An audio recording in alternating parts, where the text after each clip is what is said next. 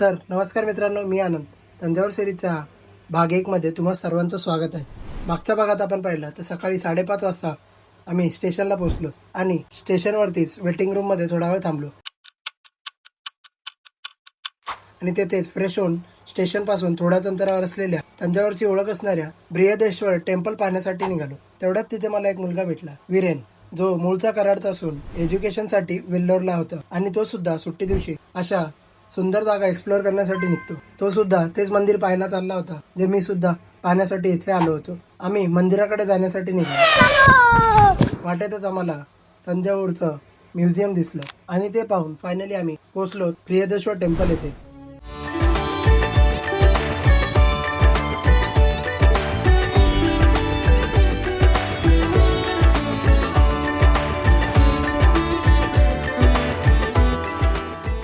तर मंदिरामध्ये पाहण्यासारखं काय काय आहे हे पाहण्यासाठी भेटूयात भाग 2 मध्ये.